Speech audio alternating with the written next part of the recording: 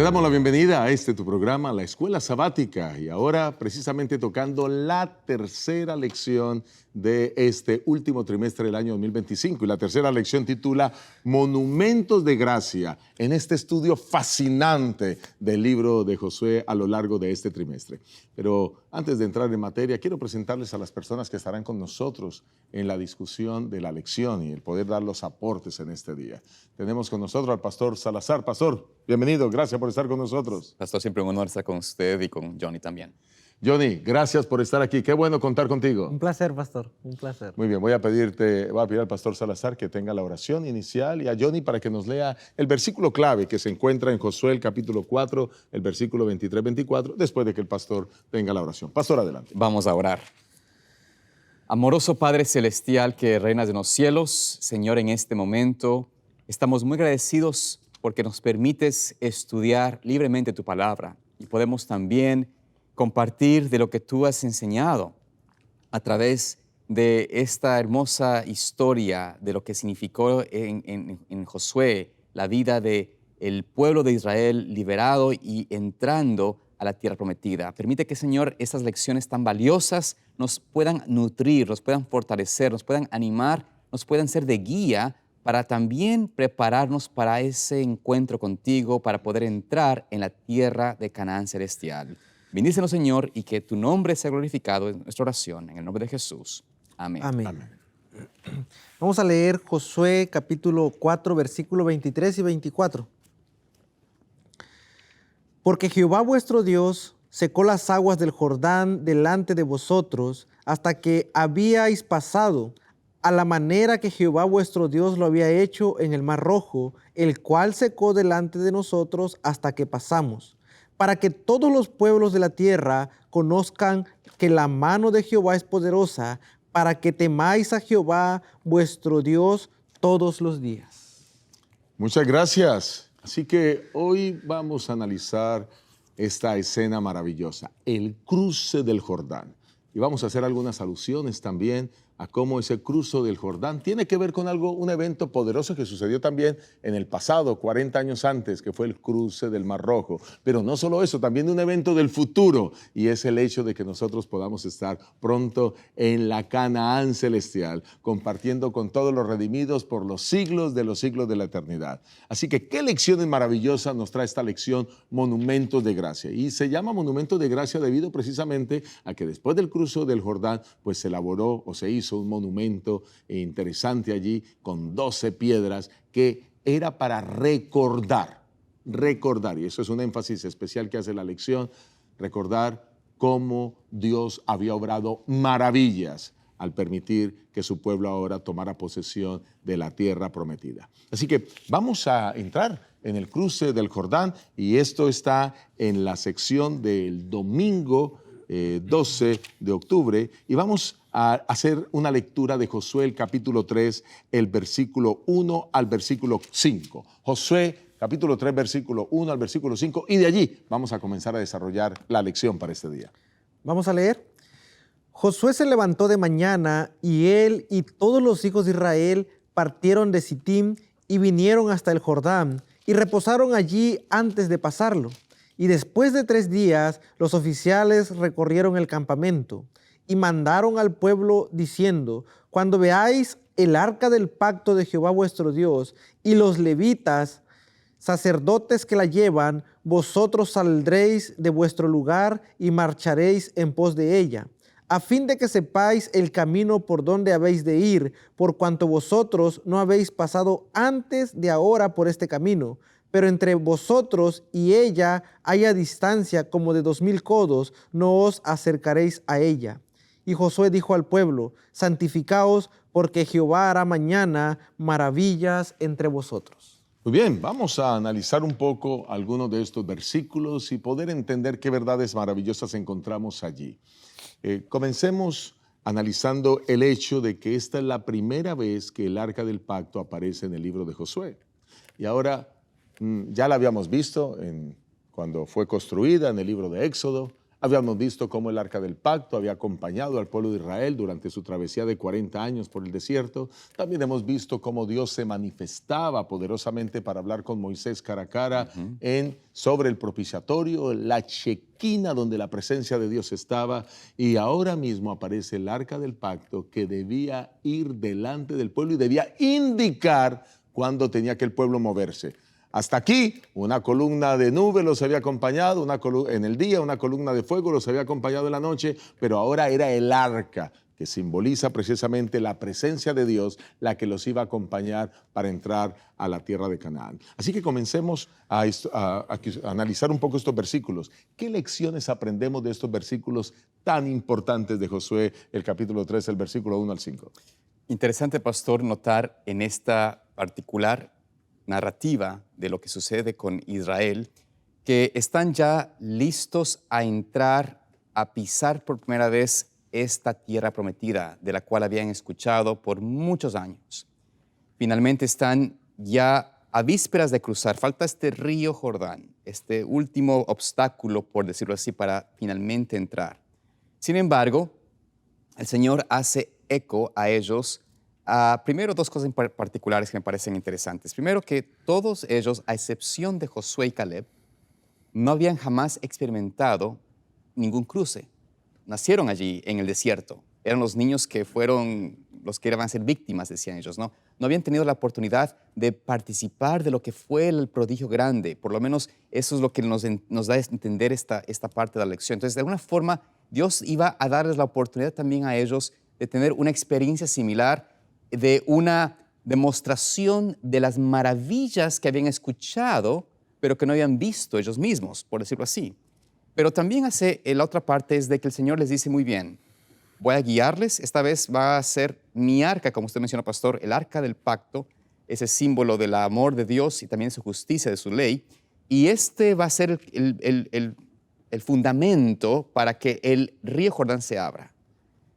Y esto hace un llamado, esta relación hace un llamado, en el versículo 5, dice Josué, santificaos, porque Jehová hará mañana maravillas entre vosotros.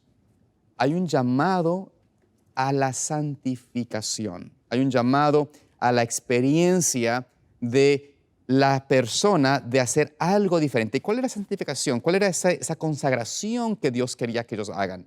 Bueno, podemos ver brevemente que esta palabra santificar es en relación conectando a lo que pasó ya antiguamente con la misma congregación que tuvo la oportunidad, pero que no logró hacerlo, de también santificarse. Si vamos al libro de Éxodo, el capítulo 28, y bueno, también Éxodo capítulo 19, pero en ambas partes podemos ver lo que significaba esa santificación.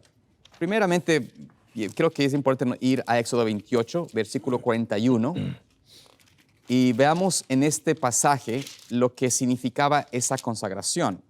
Éxodo 28, versículos 41, y dice lo siguiente: y con ellos vestirás a Aarón tus hermanos y a sus hijos con él, y los ungirás y los consagrarás y santificarás para que sean mis sacerdotes. Hablando aquí de los sacerdotes, ellos son santificados, ellos son puestos a un lado, son dedicados al Señor. Entonces, la primera parte de la santidad, de la santificación, significa ser separado, ser puesto para ser útil o puesto en servicio a Dios. Entonces, la primera experiencia de santificación. Pero la segunda parte de santificación tiene que ver con una acción específicamente. Vamos a Éxodo 19:10. Si vamos a Éxodo 19:10, y esta es la parte donde hablábamos en cuanto a lo que pasó con todo el pueblo de Israel ahí delante de Dios en el Sinaí, vemos en el versículo 10 donde dice allí: y Jehová dijo a Moisés, ve al pueblo y santifícalos hoy y mañana y laven sus vestidos. Versículo 14 del mismo capítulo dice allí: y descendió Moisés, Éxodo 19:14, y descendió Moisés del monte al pueblo y santificó al pueblo y lavaron sus vestidos. Es decir, hubo un acto de santificar, significaba limpieza, purificación, quitarse las vestimentas que tenían y lavarlas, purificarlas, para poder entonces presentarse consagrados o santificados a Dios. Esto es un simbolismo de lo que el Señor está haciendo, previo justamente a que su pueblo pueda entrar a la tierra prometida. Al igual que en el tiempo de Israel, hoy Dios quiere que su pueblo sea consagrado, sea santificado. Como sacerdotes, entender que Dios nos llama a ser puestos a un lado, separarnos del mundo y ser puestos para servirle. Y también lleva un acto de lavar nuestras vidas, nuestras vestimentas y ser transformados por la gracia de Cristo. Qué interesante lo que estamos viendo aquí. Ahora, para que el milagro se hiciera, se necesitaba una preparación espiritual. Pero esa preparación espiritual tiene que ver con los vestidos. O sea, para entrar a la tierra prometida, tenían que limpiar sus vestidos. Eso me hace recordar que también eso va a suceder con el pueblo de Dios antes de entrar a la Canaán celestial. Por supuesto. O antes de heredar el reino eterno. No sé si tienes algo que decirnos en relación con eso. Sí, a mí me llama la atención que el arca va enfrente. Okay. ¿Sí? Va enfrente de la marcha hacia la tierra prometida. Y esto me llama la atención porque el pueblo de Israel ya estaba acampando ahí listo para entrar. Pero Josué llega y dice, se van a quedar aquí y no van a pasar hasta que el arca pase primero. Cuando ustedes vean al arca con los levitas marchar adelante, entonces van a ir. Pero ¿por qué?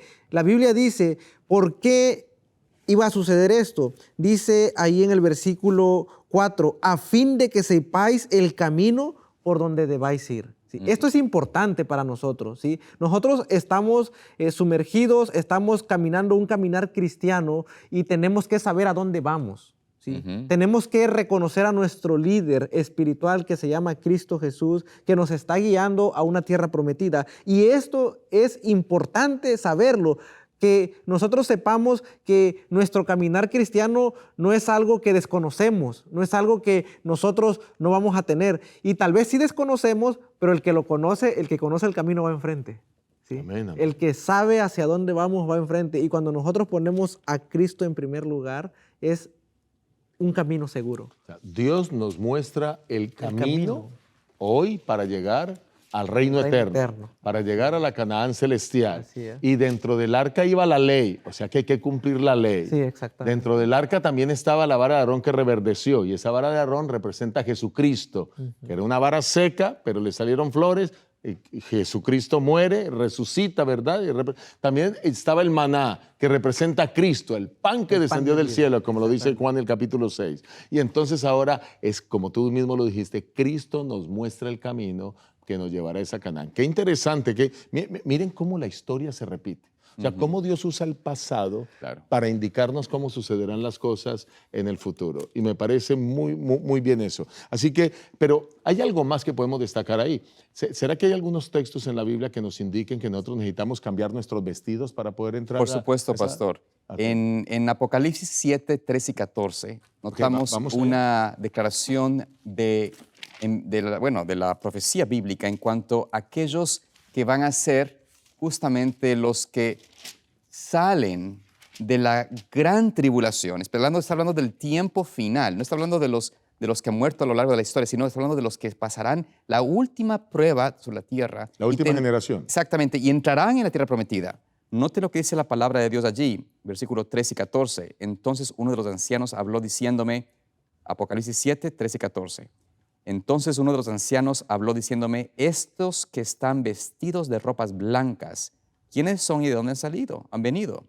Yo le dije, Señor, tú lo sabes. Y él me dijo, estos son los que han salido de la gran tribulación y han lavado sus ropas y han emblanquecido y las han emblanquecido en la sangre del Cordero. Estos son aquellos que han lavado sus ropas, pastor. Hablamos de eso un momento anterior. Transformar esas vestimentas, cambiar sus vestimentas de inmundas a limpias, es un requisito previo para entrar en la tierra prometida. Es un requisito que no es que usted lo va a hacer, porque obviamente el limpiar la ropa no es como el tiempo de los israelitas que tenían que lavarla físicamente y cambiar sus vestimentas, sino que en este caso está hablando de la vida nuestra justicia, trapos de inmundicia. Pero para poder tener una justicia perfecta, nos revestimos de la justicia de Cristo. Esto es lo que está haciendo énfasis aquí el apóstol, Apocalipsis capítulo 7, y hace eco inclusive en el capítulo 22, versículo 14. Usted puede tal vez mirar allí, podemos ver allí. 22:14 dice allí, bienaventurados los que lavan sus ropas para tener derecho al árbol de la vida y para entrar por las puertas en la ciudad.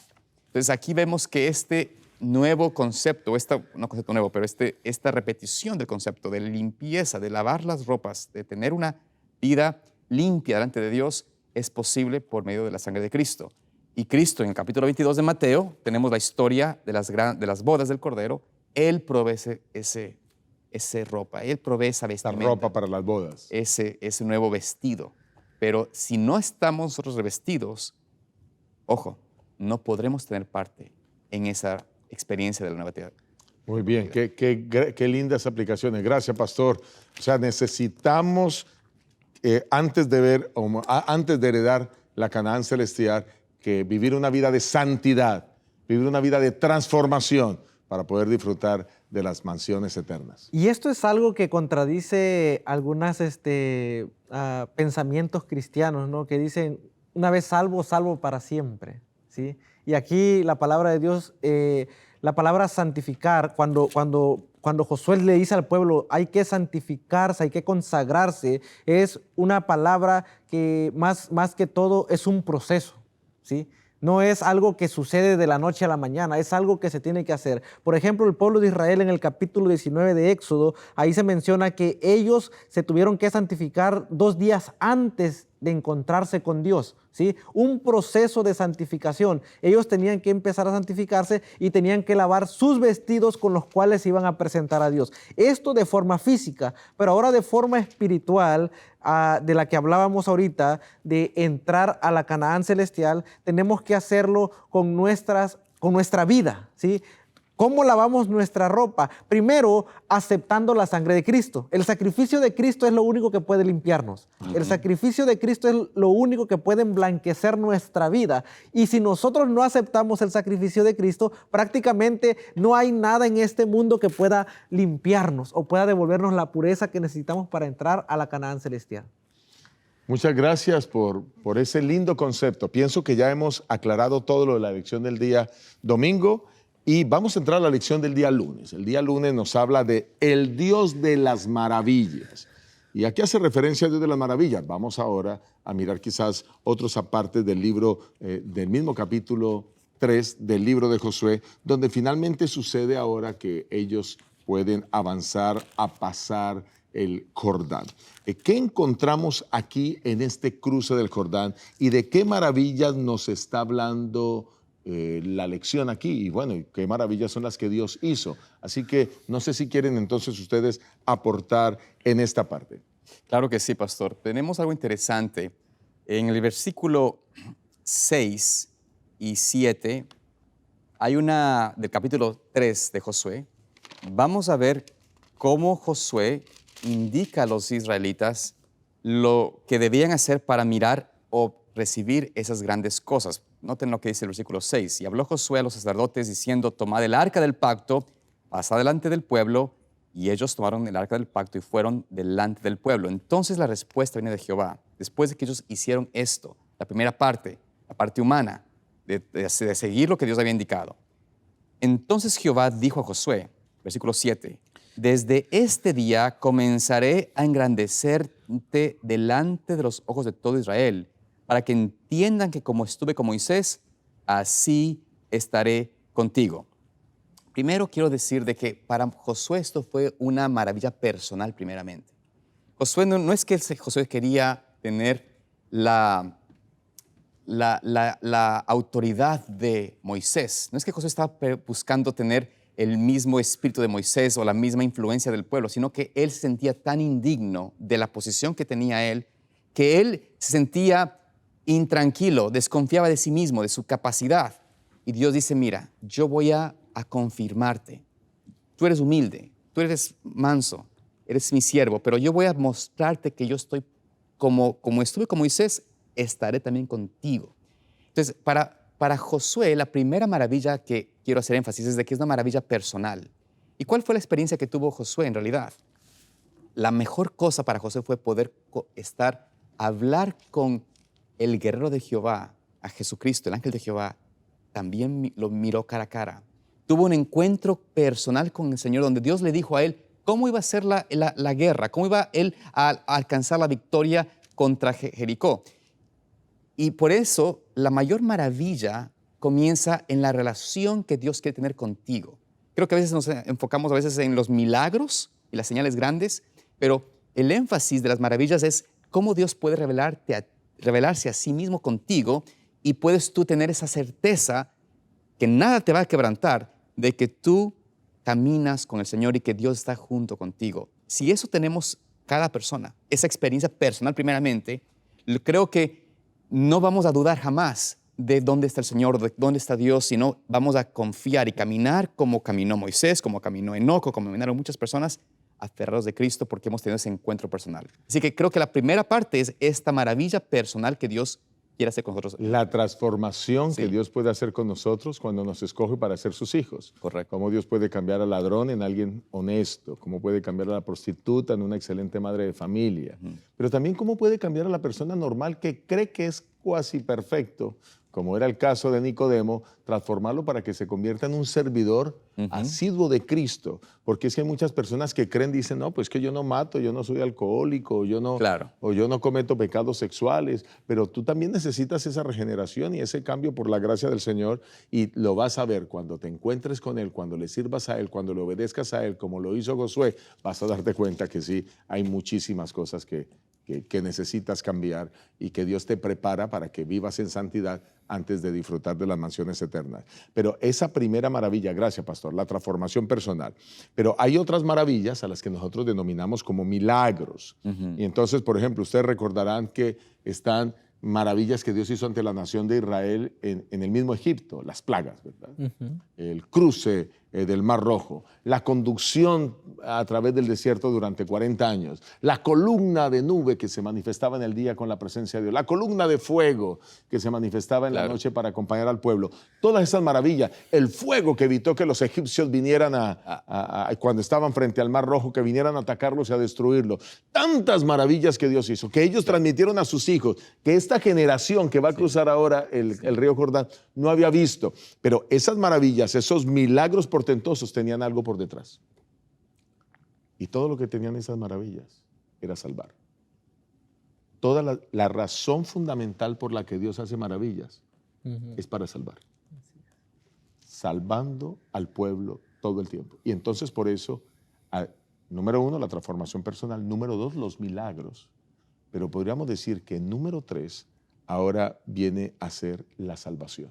La salvación es otra maravilla. ¿Qué has hecho tú? ¿Qué he hecho yo para ser salvo? Nada. ¿Qué hemos hecho para heredar la vida eterna? No crean que comportarnos bien y tener aquí programas de escuela sabática para que ustedes nos vean que estamos haciendo mucha cosa. Quien ha hecho realmente todas las cosas, quien nos salva, es Dios. Por eso la maravilla detrás de esos milagros es el poder dar salvación a su pueblo. ¿Qué más podemos agregar a eso? Reconocer a ese Dios, ¿no? Reconocer que todo lo que somos, tenemos, es Dios, el Dios de las maravillas. Muchas otras personas le denominan el Dios de lo imposible, ¿no? El Dios que abre puertas, el Dios que genera cosas que nosotros no entendemos, pero nosotros podemos entenderlo, como usted lo decía, como el Dios que salva, ¿sí? Todo lo que Dios hace es por nosotros. El milagro más extraordinario que yo pueda ver en la Biblia es la resurrección de Cristo, ¿sí? O sea, cómo se dejó morir para poder resucitar, para poder obrar un milagro de arrebatarle una vida a la muerte, y solamente y simplemente lo hizo para salvarnos. ¿Sí? Amén. Entonces, ese Dios de las maravillas es nuestro Dios. Ese Dios es tu Dios. Ese Dios es el que queremos, y todo lo que Dios hace, todo lo que Dios hizo en Egipto, lo hizo para que no solamente su pueblo lo conociera, sino también para que las naciones paganas conocieran quién era Dios. Y vamos a agregar algo importante a lo que Johnny tú estás diciendo, porque el Señor dice eso mismo que tú estás planteando, y hace énfasis en este tema de la salvación, para que quede claro para todos los que nos están viendo. En Zacarías, el capítulo 8, versículo 6 al 8. Zacarías capítulo 8, versículos 6 al 8. Si alguno de ustedes lo tiene, y si no, tranquilos, yo puedo leerlo, ¿no? Zacarías 8, 6 al 8. Miren cómo dice Dios. Así dice Jehová de los ejércitos. Si esto parecerá maravilloso a los ojos del remanente de este pueblo en aquellos días, ¿también será maravilloso delante de mis ojos? Dice Jehová de los ejércitos. Verso 7. Así ha dicho Jehová de los ejércitos. He aquí yo salvo a mi pueblo de la tierra del oriente, de la tierra donde se pone el sol. Versículo 8. Y los traeré y habitarán en medio de Jerusalén y me serán por pueblo y yo seré a ellos por Dios en verdad y en justicia. Noten cómo usa la palabra maravillas y maravilloso en el versículo 6, diciendo, mira, ¿les parece algo maravilloso? Bueno, pues la maravilla aquí es que yo quiero salvar a mi pueblo y traerlo a Jerusalén. Bueno, estamos hablando en tiempo del profeta Zacarías. Ahora eso mismo el Señor quiere hacer esa maravilla, pero es para llevarnos a vivir con Él por los siglos de la eternidad. Amén. Así que hasta aquí hemos visto 3 maravillas importantes y es bueno para que los maestros de escuela sabática, quienes nos ven, puedan ponerlo en práctica este próximo sábado en las lecciones. Número 1, la transformación personal, que puede ser. Número 2, los milagros que Dios hace. Seguramente tú has experimentado milagros. Yo he experimentado milagros portentosos en mi vida. Y número 3, la salvación que Dios ofrece como otra maravilla. ¿Está bien? Quizás hay un punto más que quiero destacar. Y un punto más que quiero destacar en el tema del cruce del Mar Rojo es que el arca, El Jordán. el cruce del Jordán, gracias pastor, es que el arca debía estar a 1 kilómetro del pueblo. O sea, cuando cruzan el Jordán, el arca se ubica en el Medio. pero el pueblo no podía cruzar en ese mismo lugar, sino tenía que cruzar a unos 2,000 codos, y si cada codo son 50 centímetros aproximadamente, estamos hablando que estaba casi 1 kilómetro de distancia. Pero a ese casi kilómetro de distancia, el arca seguía allí, reteniendo las aguas, y más bien adelante sería del arca, reteniendo las aguas, ya las aguas no están fluyendo, el agua está represada aquí. Recuerde que es inundación. ¿Cómo sucedió ese fenómeno? Pues quizás no podemos explicarlo, pero el agua se quedó allí y ahora ya no fluyó, quedó seco el cauce y ahora pasan todos los hijos de Israel. O sea, Dios está ahí acompañando al pueblo en el cruce. Dios no se mueve en ningún momento del cruce. En nuestro transitar hacia la nueva Jerusalén, hacia la Canaán celestial, Dios está con nosotros en cada instante. Nadie puede decir que no lo acompaña cuando tenemos problemas, vicisitudes de cualquier tipo, inconvenientes, tentaciones. Ahí está el Señor. Ahora, por supuesto, hay una distancia de Él porque Él es Dios de todo el universo, está en el cielo, pero envía su Espíritu a sus ángeles para que trabajen con nosotros hacia ese propósito de llegar a la eternidad. Y pastor, lo que usted menciona, que es la maravilla que Josué hace eco, énfasis en el capítulo 3 de ahí de Josué, hace énfasis a esta parte que verán la maravilla de Dios, verán que el arca se pondrá delante de ustedes, se secará y podrán cruzar en seco. Es una alusión también escatológica, muy importante. Justamente previo a la venida de Cristo, el Señor traerá y obrará para secar las aguas del Éufrates, en cierto sentido espiritual, donde se secará todo el apoyo que impediría al pueblo de Israel, del pueblo de Dios en el tiempo final, de ser, digamos, salvado. Dios evitará la destrucción de sus hijos, secando nuevamente, y será un milagro que no tendremos sino la evidencia de que Dios interviene por su pueblo. Será las aguas sobre cual la ramera se siente. Exactamente. Y por ende, su pueblo se preparará, dice la palabra, ¿no es cierto? Se prepara para la venida de los reyes del este. Es decir, allí notamos claramente de esta similitud, de esta profecía, en este símbolo, una simbología de lo que será escatológicamente real en el tiempo final. Cristo hará un milagro. El Señor obrará de una forma poderosa donde estaremos viendo la destrucción frente a nosotros, pero Dios hará algo que será fuera de todo poder humano para intervenir, como usted menciona, pastor, y mostrar que Él ha estado con su pueblo y que su pueblo cruzará libre y seco y se podrá reencontrar con su Señor. Así que es importante también esa pequeña escatología ahí que vemos, un simbolismo importante. Y Pastor Salazar, para hacer conexión de lo que tú estás diciendo con la parte del martes que queremos analizar, que titula Recuerda, me llama poderosamente la atención cómo el estudiar la Biblia, o cada vez que profundizamos en la Biblia, las escenas se repiten, lo que sucedió en el pasado, las historias que están escritas aquí, como dice el apóstol Pablo, son para nuestra enseñanza. Claro. Así que nosotros tenemos que estudiar esa historia. Y mira qué concepción tan interesante. Eso mismo que pasó allá se repetirá al final de la historia para que el pueblo de Israel ahora para que nosotros como pueblo de Israel espiritual podamos conquistar la Canaán celestial. Vamos a la lección del martes, recuerda. Y ahora Dios le pide a ellos que erijan un monumento. ¿Y un monumento para qué? Vamos ahora a Josué el capítulo 4 y vamos a leer los primeros versículos para que podamos tenerlos claros. Josué, otra vez el libro de Josué, el capítulo 4. Así que, ¿quién nos ayuda a leer desde el versículo 1? Vamos a leer. ¿Hasta dónde, pastor? Vamos a leer ahora hasta el versículo 4. 1 al 4. Cuando toda la gente hubo acabado de pasar el Jordán, Jehová habló a Josué diciendo: Tomad del pueblo 12 hombres, uno de cada tribu, y mandadles diciendo: Tomad de aquí de en medio del Jordán, del lugar donde están firmes los pies de los sacerdotes, 12 piedras, las cuales pasaréis con vosotros, y levantadlas en el lugar donde habéis de pasar la noche. Entonces Josué llamó a los 12 hombres a los cuales él había designado de entre los judíos, de entre los hijos de Israel, uno de cada tribu. Noten ustedes cómo ahora se quiere hacer algo. Primero hay una orden, vayan y recojan ustedes piedras. Cada uno de la tribu recoja piedras. Y entonces Josué los llama. Y ahora, ¿cuál es el propósito de esas piedras? ¿Verdad? Vamos a leer ahora el versículo 5 y el versículo 6. Y dice allí, y les dijo Josué: Pasad delante del arca de Jehová vuestro Dios a la mitad de Jordán, y cada uno de vosotros tome una piedra sobre su hombro, conforme al número de las tribus de los hijos de Israel, para que esto sea señal entre vosotros, y cuando vuestros hijos preguntaren a sus padres mañana diciendo: ¿qué significan estas piedras? Versículo 7 dice: les responderéis que las aguas del Jordán fueron divididas delante del arca del pacto de Jehová. Cuando ella pasó el Jordán, las aguas del Jordán se dividieron, y estas piedras servirán de monumento conmemorativo a los hijos de Israel para siempre. Para que nosotros recordemos, Dios a través de toda la historia bíblica ha dejado señales. Correcto. Por ejemplo, hasta el día de hoy, cuando ustedes ven el arco iris, ¿qué recuerdan? El El pacto de Dios. Noé.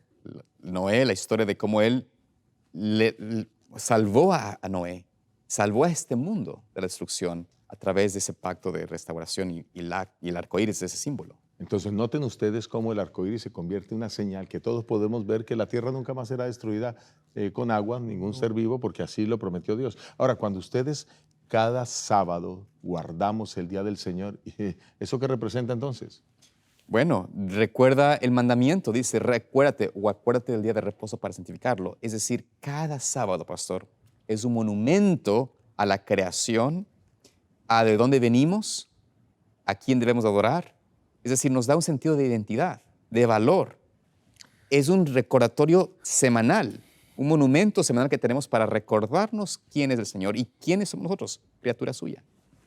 También recuerda que la presencia de Dios ese día tiene un significado aún más especial, ¿sí? Es reconocer que es nuestro Creador, pero también una presencia santificadora. ¿Sí? Amén. Eso es algo que tenemos que tener en mente, porque incluso cuando Dios hace alusión al sábado, dice, santificad mis sábados, dice nuestro Dios, ¿no? Entonces, no es solamente guardar el día, sino tenemos que santificarlo también. Tiene que haber conducta especial, tiene que haber algo diferente de los demás días, no solamente lo que Dios hizo en él o lo que Dios ha hecho en él, sino lo que nosotros podemos hacer en él.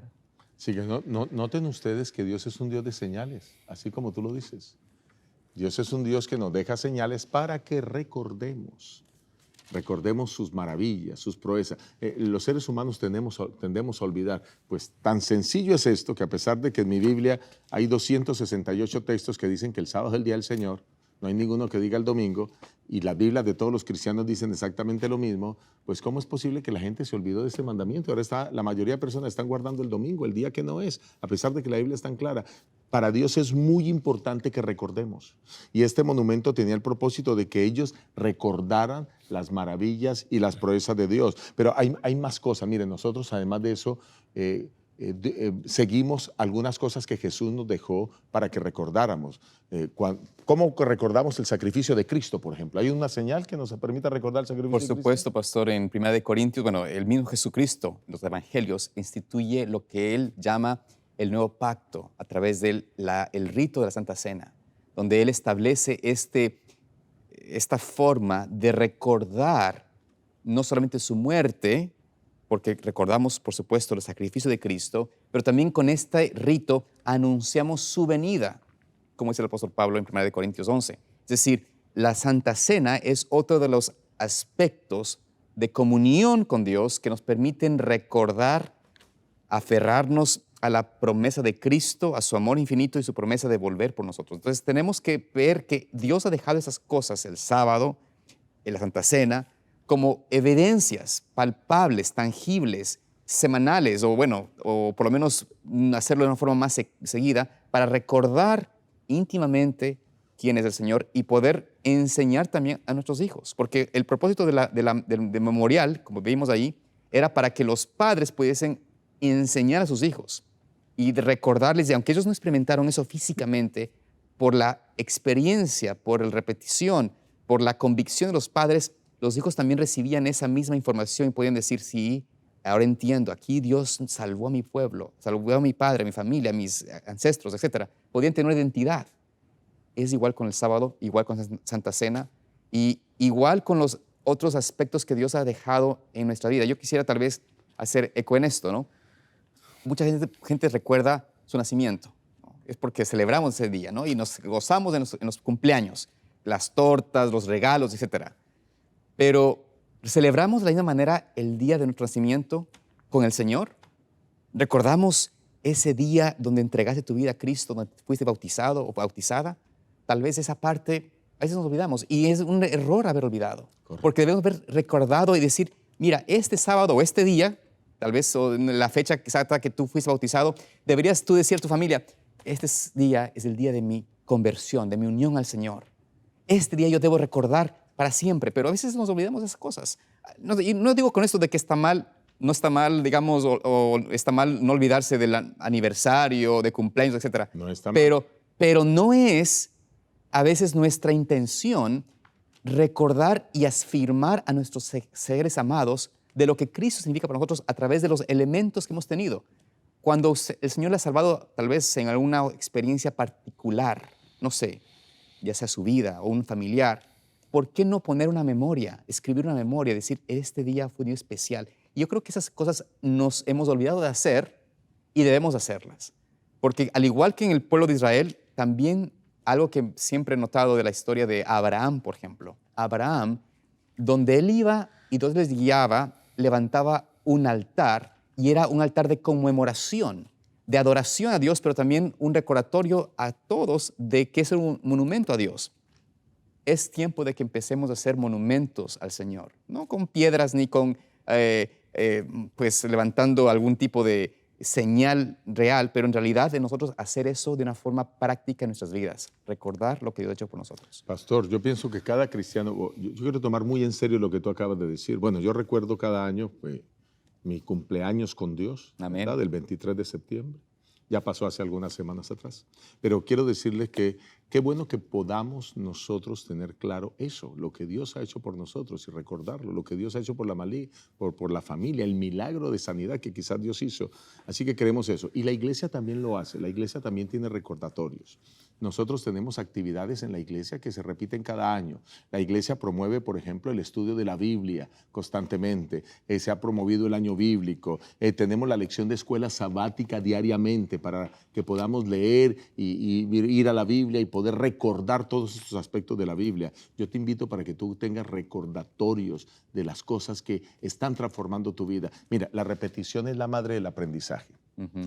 Y nosotros necesitamos repetir muchas cosas para que se conviertan en hábitos. Así es. Entonces, cuando nosotros repetimos el tema de, por ejemplo, guardar el sábado y santificarnos el sábado, desarrollamos ese hábito. Repetimos cada trimestre o cada vez que se pueda el tema de la cena del Señor, desarrollamos ese hábito. Pues desarrollemos hábitos espirituales en Amén. nuestra vida. Cosas que nos recuerden que debemos estar en comunión con Dios. Así que te invitamos para que tú puedas levantar tus propios monumentos en tu vida. No sé si ibas a agregar algo. Sí, algo importante no es el monumento en sí lo que se levanta, más bien es el significado de ese monumento, ¿no? Y eso es algo que nosotros tenemos que aprender. Por ejemplo, mis hijos a mí me recuerdan todas las mañanas en sábado lo que ellos me preguntaban antes. ¿Por qué esto? ¿Por qué esto? Cuando eran niños, ellos me decían, papá, los viernes nosotros recibimos el sábado cantando en casa, ¿sí? Entonces, cuando yo los llamaba el viernes, le decía, hijos, vengan para acá. Mi niña más chiquita decía, ¿por qué? Y mi niño, es que es sábado ya. Entonces, cuando ella recordaba que ya era sábado, entonces ya llegaba al cuarto y empezábamos a cantar, ¿no? Ahora ellos en la mañana, cuando se levantan los sábados y comen su cereal, ellos solitos, sin que ni mi esposa ni yo les digamos, comienzan a estudiar su lección de la escuela, de la escuela sabática, ¿sí? Entonces, yo digo, wow, ¿cómo es que la repetición ha creado en mis hijos un sentido de no reverencia, sino de significado para sus vidas de ellos? Que cuando llega el sábado, ellos reconocen que es sábado. ¿Por qué? Por las cosas que hacemos en casa, ¿sí? Entonces, el significado que nosotros le demos a cada monumento que pongamos en nuestras vidas tiene que recordarnos por qué o quién es ese Dios que obró milagros en nuestras vidas. Amén. Sí. Muchas gracias, Johnny. Gracias por ese lindo aporte. Quiero ahora que vayamos a la parte del miércoles y miremos Josué, el capítulo 4, el versículo 20 al 24. Vamos a leer esa parte de la Escritura. Josué, capítulo 4, versículo 20 al 24. ¿Alguno de ustedes que nos ayude, por favor? Dice, pastor, allí lo siguiente. Y Josué erigió en Gilgal las 12 piedras que habían traído del Jordán, y habló a los hijos de Israel diciendo, cuando mañana preguntaren vuestros hijos a sus padres y dijeren, ¿qué significan estas piedras? Declararéis a vuestros hijos diciendo, Israel pasó en seco por este Jordán, porque Jehová vuestro Dios secó las aguas del Jordán delante de vosotros hasta que habéis pasado, a la manera que Jehová vuestro Dios lo había hecho en el Mar Rojo, el cual secó delante de nosotros hasta que pasamos, para que todos los pueblos de la tierra conozcan que la mano de Jehová es poderosa, para que temáis a Jehová vuestro Dios todos los días. Noten ustedes cómo aquí las palabras de Josué están haciendo referencia precisamente a recordar no solamente el cruce del Mar Rojo, sino que el cruce del Jordán, sino que el cruce del Jordán evoca al otro cruce que tuvo la primera generación y es el cruce del Mar Rojo. Ahora, ¿por qué es tan importante recordar esas proezas de Dios? ¿Por qué es tan importante? Porque si se olvida, pastor, cuando uno, la contraparte es, si usted no recuerda, se olvida. Cuando uno se olvida, y la lección hace eco en esto y podemos pasar mucho tiempo en estas cosas, ¿qué pasa cuando el pueblo de Israel se olvida del Señor? ¿Qué pasa cuando uno se olvida de estos monumentos que Dios ha dejado en nuestra experiencia y nos olvidamos del Señor? Bueno, el resultado es nefasto, el resultado es catastrófico. El pueblo de Israel, cuando se olvida del Señor, en el libro de Jueces presenta allí, y ustedes pueden ver la historia de Israel, se olvida del Señor, se olvida de Jehová, dice la palabra, el capítulo 3, versículo 7 de Jueces 3:7, sí, Jueces 3, 7 y 8 menciona allí de que se olvidaron de Jehová y empiezan a servir a otros dioses, empiezan a servir a Baal, van contrario a lo correcto, y lo que les trajo fue una experiencia nefasta como nación. Cayeron en esclavitud, en opresión, porque se olvidaron del Señor. Entonces, pastor, si uno no está activamente recordando algo, se va a olvidar. Y el olvido significa una separación, un alejamiento de Dios. Y yo quiero agregar algo, pastor, a lo que tú estás diciendo. Es que cuando hay olvido de las cosas de Dios, viene juicio. Eventualmente, claro. O sea, Dios nos invita a que no olvidemos, hay que estar recordando. ¿Qué tal si leemos ese texto que citaste de Jueces capítulo 3? Y vamos a leer el versículo 7 y el versículo 8, Jueces 3, 7 y 8. Claro, allí dice, mire, la palabra de Dios, esto es Jueces. Jueces, no Josué, Jueces. Sí, Jueces 3, aquí lo tenía. Pero, ok, dice aquí, hicieron pues los hijos de Israel lo malo ante los ojos de Jehová y olvidaron, noten ahí, olvidaron a Jehová su Dios y sirvieron a los Baales y a las imágenes de acera. Y la ira de Jehová se encendió contra Israel y los vendió en manos de Cusán Risataim, rey de Mesopotamia. Y sirvieron los hijos de Israel a Cusán Risataim 8 años. Qué triste, ¿no?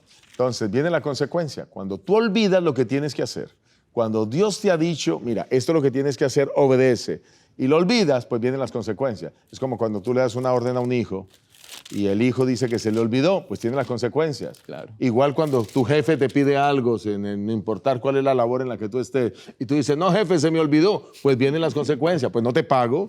Así de sencillo, se te olvidó, no te pago. Entonces, o sea, siempre, escuchen, siempre que hay olvido, hay consecuencias. Sí. Por supuesto. Pero aquí en el plano espiritual es muy delicado esto, Sí. porque el olvido puede traer hasta la perdición misma. Pastor, cuando a una persona, si usted se olvida un aniversario con su esposa, ¿qué cree que va a pasar? Ay, hermano, se forma la Tercera Guerra Mundial en mi caso.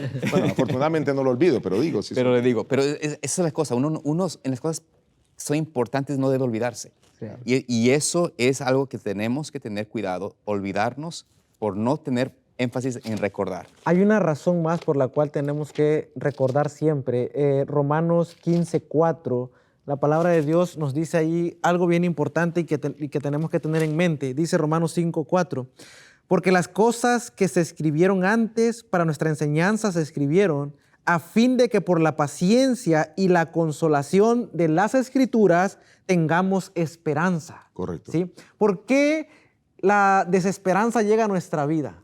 ¿Por qué la tristeza? ¿Por qué la amargura? ¿Por qué tantas cosas? Porque nos olvidamos de estudiar en la palabra de Dios lo que Dios promete para nosotros, lo que está preparado para nosotros. Este mundo está lleno de aflicción, de dolor, de tristeza, pero si vamos a las Escrituras nos revelan un lugar mejor para nosotros, ¿sí? Una vida mejor para nosotros, y eso solamente lo podemos encontrar recordándolo al estudiar la palabra de Dios. Pero yo les tengo una buena noticia, señores. Y es que Dios no nos deja solos en esto, Amén. porque somos desmemoriados. Él proveyó a alguien para que nos recuerde. Quiero que vayan conmigo a las Biblias en Espíritu Juan, Santo. el capítulo 14. Ya lo dijiste. Juan capítulo 14, versículo 26. Juan 14, 26. Dice Dios en su palabra: mas el Consolador, el Espíritu Santo, a quien el Padre enviará en mi nombre, Él os enseñará todas las cosas y os recordará todo lo que yo os he dicho. Entonces, no estamos solos en esto. O sea, Amén. Dios siempre está al control. Dios siempre, por eso cuando Dios da la orden de que hagamos algo para recordarlo, tenemos que obedecer. No solo porque la repetición de algo, de una acción se convierte en un hábito, sino que además de eso, porque Él desea que de esa manera le obedezcamos. Y si en algún momento olvidáramos algo, ahí tenemos al Espíritu que nos está recordando. Mira, ya se está poniendo el sol, está comenzando el sábado. Y pastor, algo interesante. ¿Cómo puede Dios recordarte de algo si tú nunca has puesto esa primera cosa en tu mente? Quiero decir con esto de que es sumamente importante, yo diría vital, que hoy nosotros, cada creyente, pase tiempo en la Escritura, estudiando con el Señor, Todos los para días. que pueda poner en su mente la palabra de Dios, la palabra viva, que te permita tener en el momento de la lucha, del conflicto, de la tentación, una respuesta que pueda decir, como Jesucristo, no solo de pan vivir el hombre. Tengo hambre. La tentación está ahí para Cristo, pero Él recuerda la palabra de Dios y la respuesta vino porque el Espíritu Santo te recuerda las cosas. Pero si yo olvido, no escudriño la palabra, ¿cómo Dios me puede recordar de algo que nunca he puesto en mi corazón? Entonces, tenemos que hacer énfasis, enfáticos, de poner nuestra parte humana, la única parte que es, Señor, hoy voy a dar mi tiempo a ti para que tú me hables a mí. Si estudio la palabra, puedo entender allí a lo largo de la historia. Y la Biblia ha dejado tantas cosas tan lindas, ¿no? Por ejemplo, la historia de Job. Esa historia te puede ayudar a ti a comprender lo que no ves. Todo lo que tú te pasa, te puede pasar miles de desgracias en esa tierra. Pero si tú ves esa historia, tú puedes decir, a la final, el Señor tiene la última palabra. Y si Dios me permite pasar por tribulación, no estoy solo, Él está observando. Y si es que permitido que yo pase por tribulación, es porque ve en mí alguien digno. Entonces, lo que quiero explicar es de que tenemos que, a la luz de la palabra, cuando recordamos su palabra, va a ser difícil olvidarse. Pero si yo no pongo nada de tiempo en la oración, en el estudio de la palabra, ¿de qué me va a ayudar el Señor a recordar si no he puesto nada ahí mismo? Pastor, un consejo para todos los que nos ven. Sí. ¿Cómo yo pude aprender tantos versículos de la Biblia y tenerlos en la mente? Sencillo, dar estudios bíblicos. Amén. Amén. Porque es que cuando damos estudios bíblicos, Compartes. tú repites el versículo aquí en esta casa, luego vas a la otra y repites el mismo, luego vas a la otra y repites el mismo, y el repetir Amén. hace que la verdad quede. Yo veo personas que dicen, ay, pastor, pues es que yo no me concentro, yo no puedo, a mí se me olvidan las cosas. Pues yo lo que le invito es a que tomes una lección que te llamó la atención, o un concepto bíblico, o un pasaje, o una historia, estúdialo una vez, y luego al otro día estúdialo otra vez, y luego al otro día estúdialo otra vez, porque tienes que estudiarlo varias veces para que ahora la verdad quede en ti. Cuando los que preparamos sermones, tenemos que leer el mismo texto 15, 20, 30 veces para ver qué más podemos encontrar de ese texto. Vamos a entrar en la última parte la parte del jueves, en los pocos minutos que nos restan, más allá del Jordán. Más allá del Jordán. Noten ustedes cómo muchos de estos aspectos que vivió el pueblo de Israel es retomado por los que escriben. Los que escriben cientos de años después. ¿Y por qué lo retoman? Porque están recordando precisamente para que no se olvide, y nos lo están recordando a nosotros. Así que, ¿qué podemos hablar aquí un poco más acerca de esta sección? Más allá del Jordán, ¿se siguen recordando los hechos o no? Pastor, qué lindo este último día, jueves, que menciona aquí la lección. Quizás lo que deberíamos tener delante de nosotros. No solamente recordar las cosas del pasado y cómo Dios nos ha guiado hasta aquí, pero también tener una vislumbre clara hacia dónde tú vas, hacia dónde estamos yendo por la gracia de Dios. Es decir, Cristo no nos ha dejado un camino donde el fin es incierto, es algo que no tenemos idea. No, Él ha dejado claramente estipulado que Él fue a prepararnos un lugar, una mansión, un lugar celestial, la Canaán celestial. Entonces, más allá del Jordán, es este eco, este llamado de Dios a nosotros de decir, mira, yo tengo preparado un lugar de descanso, de reposo, de bendición, así que no debes temer el futuro. El futuro que parece incierto, si estás aferrado a mí, si tú confías en mí, yo te llevaré a buen puerto, entrarás en una experiencia de suprema bendición. Esto es el sentido de lo que significa tener esto delante de nosotros. Ahora, claro, si recordamos las cosas de Dios, jamás olvidaremos nuestro inicio y nuestro final. No terminaremos de olvidar. Y finalmente en el Canaán, por supuesto, volveremos a recordar. Y de hecho la Biblia nos hace eco de que de sábado en sábado, en la tierra prometida, ¿qué haremos? Vendrán todos delante de mí. Cada semana, cada mes, habrá esta experiencia de recordar lo que Dios hizo por nosotros, su sacrificio, su muerte, pero también la experiencia hermosa de vivir en la tierra prometida. Me llama poderosamente la atención una frase cortita que aparece en la lección del jueves que se llama cambio de estatus. Y esa frase es importante porque estos hechos asombrosos, estas maravillas de Dios, pues generan un cambio de estatus. El pueblo de Israel sale de Egipto siendo esclavo y cuando cruza el Mar Rojo, cambia de estatus. Así es. Porque ya no es más esclavo. El pueblo de Israel ahora cruza el Jordán y cambia de estatus, porque ahora ya no son nómadas, ahora entran a la tierra que deben poseer, ¿me comprende? Lo mismo sucede cuando alguien se bautiza. Alguien se bautiza, pasa por las aguas del bautismo. Recuerden que estoy hablando de aguas, mar, cruza el Mar Rojo, Sí. cruza el Jordán, y ahora el bautismo, que también tiene que ver con purificación del agua por medio del poder de Dios. Entonces se cambia de estatus y ahora entras a formar parte de la familia de Dios y te preparas para entrar a la Canaán celestial. Esto me parece bien fundamental. Y la lección deja ver algo interesante también, que podemos tomar la historia de Israel para ver la historia de Cristo. A través de la historia de Israel en el cruce por el Jordán vemos la historia de Jesús. Y entonces noten cómo, por ejemplo, número uno, es llamado a salir de Egipto el pueblo de Israel.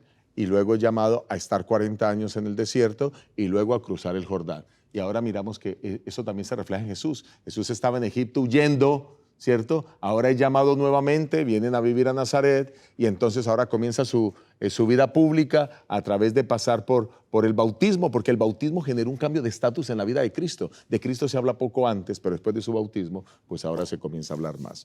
Bueno, pues ya el tiempo se ha acabado y mucho más que quisiéramos decir de esta lección, pero pienso que ha sido muy productiva. Gracias a ustedes por estar con nosotros. Nos preparamos para la lección de la próxima semana, donde hablaremos el conflicto detrás de los conflictos. Pero gracias por estar conectado. Comparte esta lección. Déjanos tus comentarios. Es muy importante tus comentarios y por favor da un like si nos estás viendo a través de YouTube. Que Dios te bendiga, Dios te guarde y te acompañe. Queremos invitarte a que vengas a participar con nosotros del segundo congreso de Zoom TV Latino que se celebrará en el sur de California. Vestidos de la armadura, jueves, octubre 30 a domingo, noviembre 2. No te lo puedes perder. Inscríbete llamando a nuestro teléfono que está en pantalla o inscribiéndote a través de la página web zoomtvlatino.org.